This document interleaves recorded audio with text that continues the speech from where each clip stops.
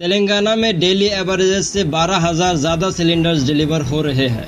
लखनऊ में LPG cylinders की black marketing रोकने के लिए 1484 जगहों पर रेड की गई और 6 लोगों को अरेस्ट किया गया। छत्तीसगढ़ में 741 ब्लैक मार्केटिंग सिलेंडर्स को सीज की गई। सरकार ने अनाउंस किया कि इंडक्शन स्टोव्स यूज करने से बिजली 2 रुपीस पर यूनिट मिलेगी।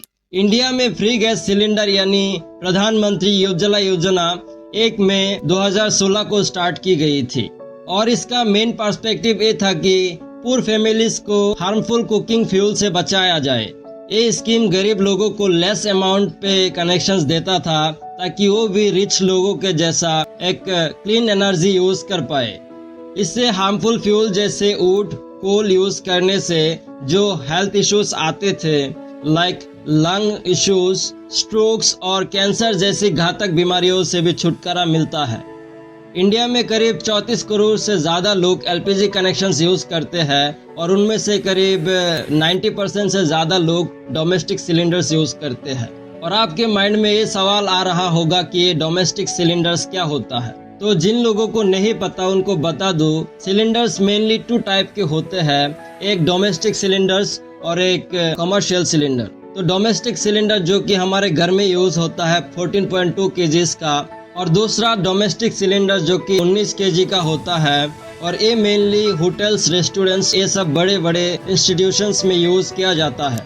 तो अभी जो इंडिया में क्राइसिस चल रहा है ये क्यों हो रहा है? तो एलपीजी हमारे इंडिया के लिए एक मेजर फ्यूल सोर्स है और इंडिया हर दिन 80,000 टन से ज़्यादा एलपीजी कंज्यूम करता है, जिसके 40% ही हमारे इंडियन रिफाइनरीज में प्रोड्यूस होते हैं और बाकी 60% को फुलफिल करने के लिए हमें इंपोर्ट्स की ज़रूरत होती है। और ये 60% के करीब 80 to 85% स्ट्रेट ऑफ हॉर्मुज एक छोटी सी रास्ते से ही हमारे यहाँ इंपोर्ट होते हैं और स्ट्रेट ऑफ हॉर्मुज अभी टेम्परेरी बंद होने के कारण ये क्राइसिस इंडिया में चल रहा है। पंजाब के बरनाला डिस्ट्रिक्ट में एक 60 साल के आदमी एलपीजी सिलेंडर्स को रिफिलिंग करने के लिए इंडियन गैस एजेंसी के बाहर लाइन में खड़े थे और अचानक हार्ट अटैक आने से उनका मौत हो गया।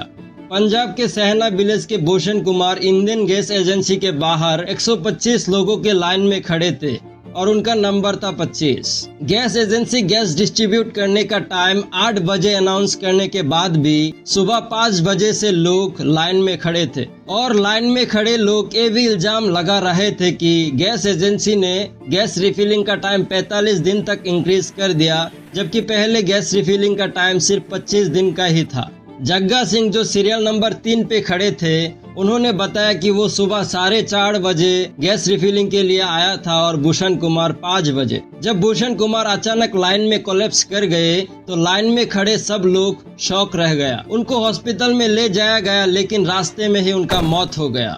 इस इंसिडेंट को देखते हुए बरनाला डिप्टी कमिश्नर ने कहा है कि ये बड़ी दुख की बात है कि एलपीजी लेने की इंतजार करते हुए एक इंसान का जान चला गया। और साथ में ऑफिशियल सिविल सप्लाई डिपार्टमेंट को ये ऑर्डर दिया गया कि सप्लाई के दिनों के बीच कोई गड़बड़ी तो नहीं थी।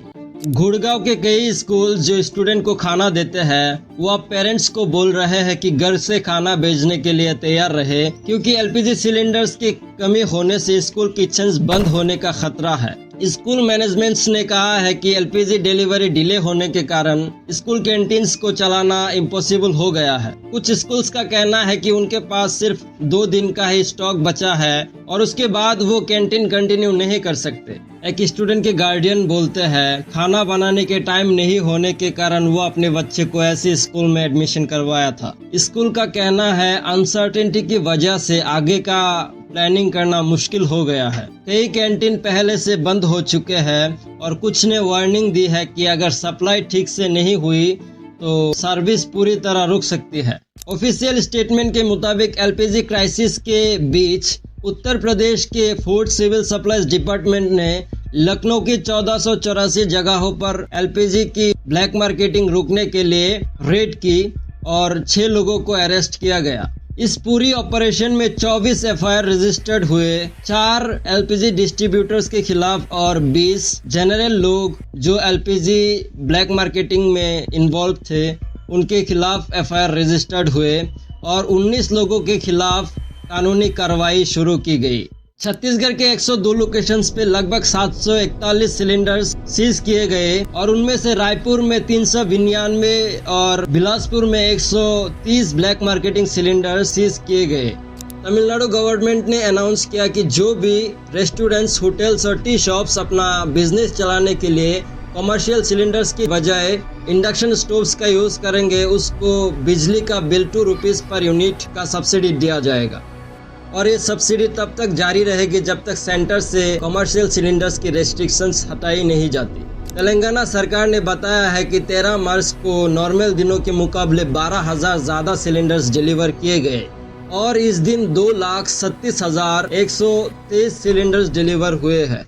इंडिया के एलपीजी इंपोर्ट्स का एक बड़ा हिस्सा सऊदी अरब, यूएई, कतर जैसी बड़े कंट्रीज से आता है और इसका ज़्यादातर ट्रांसपोर्ट स्ट्रेट ऑफ हॉर्मुज से ही होता है। अब ईरान इजराइल कॉन्फ्लिक्ट की वजह से स्ट्रेट ऑफ हॉर्मुज टेम्पररी बंद है, जिसकी वजह से इंडिया अभी crude oil straight of Hormuz के रास्ते से इंपोर्ट नहीं कर पा रहा। तो फ्यूचर में एलपीजी शॉर्टेज को रोकने के लिए इंडिया को कुछ चीजों पर सबसे ज्यादा ध्यान देना चाहिए। पहला, इंपोर्ट डाइवर्सिफिकेशंस। इंडिया एलपीजी शॉर्टेज को रोकने के लिए सिर्फ गल्फ कंट्रीज पे डिपेंड ना होके नॉर्वे, कनाडा, अल्जीरिया, रसिया से क्रूड ऑयल ज्यादा इंपोर्ट करना चाहिए। तो दूसरा है डोमेस्टिक प्रोडक्शन मैक्सिमाइज करना। सारे इंडियन रिफाइनरीज 24/7 एक्टिवली ओपन रहना चाहिए जिससे कि एलपीजी प्रोडक्शन मैक्सिमाइज हो सके। इसके अलावा इंडिया को एक अल्टरनेटिव एनर्जी सोल्यूशन जैसे इंडक्शन स्टोव्स का यूजेस इंक्रीज करना चाहिए ताकि एलपीजी का कंजम्पशन ओवरऑल कम हो। तो अब मेरा सवाल ये है कि क्या आपके यहाँ भी एलपीजी क्राइसिस चल रहा है? कमेंट में बताओ।